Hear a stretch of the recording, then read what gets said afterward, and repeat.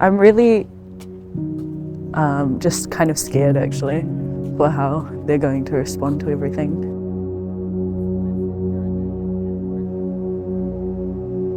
How many homes or families did you live with in total, do you think? Probably more than 25.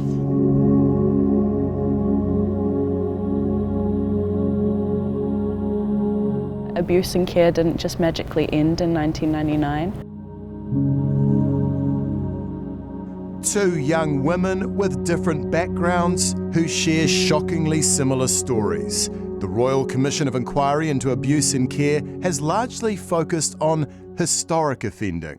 But this story is different. It's not about abuse in the 1950s or even in the 1970s. It's about the experiences of two young women who left state care recently. Trinity was in state care up until just 5 years ago, and Karah about 10 years ago. The pair represent a group of 11 young people, the only group to send information to the Commission about what they say are current issues.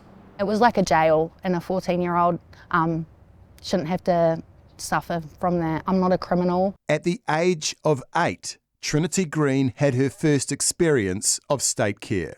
And what are your enduring memories of those times? No stability, not a lot of schoolwork going on, not a lot of uplifting me or uplifting my needs or even looking out for me. Just a really dark time in my life that I blocked out for so many years. Blocked out and buried because she says her time in care caused immeasurable hurt. At a group home in Dunedin, she says she was sexually assaulted by another teen during a supervised outing to a public swimming pool. Sexual violation, trying to touch my, making me rubbers, stuff like that, and kissing. It was real bad. He tried to follow me into the changing room, like the public toilet. When she complained to the home's leader, she was left feeling like she was to blame. To cover up her own tracks, she just was like, no, it's your fault, because I was a 13, 14-year-old girl at that time. I didn't know any better. I had no family that I could talk to about that. When we spoke out, no one believed us, no one cared, no one listened. A year later, as a 15-year-old at another group home, it happened again.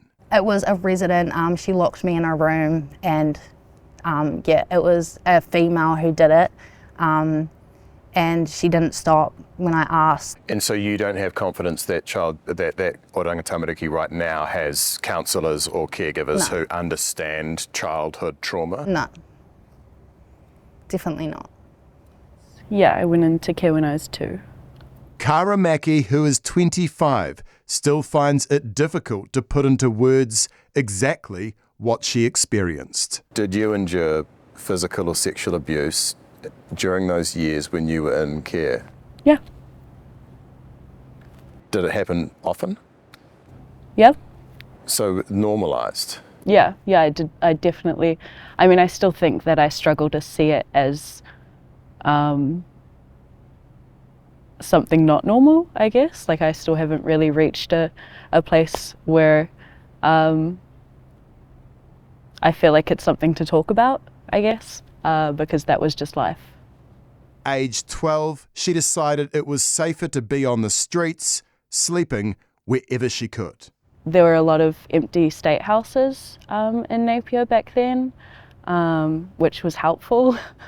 There are public bathrooms. And she's convinced government policies like boot camps will only perpetuate the abuse the Commission's been investigating. I'd like to see the current government show that they actually understand their power in our experiences.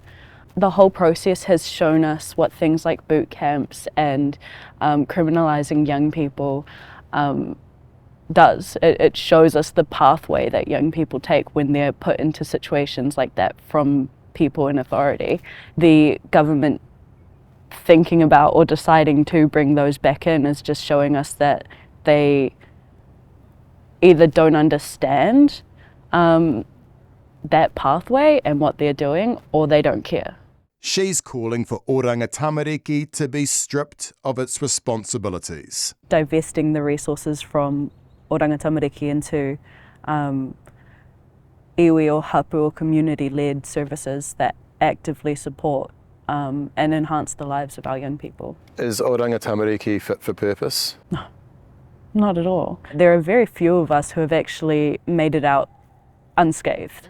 There are very few of us that can look back at our childhoods and be happy about them. But these women urge others struggling in the system not to lose hope.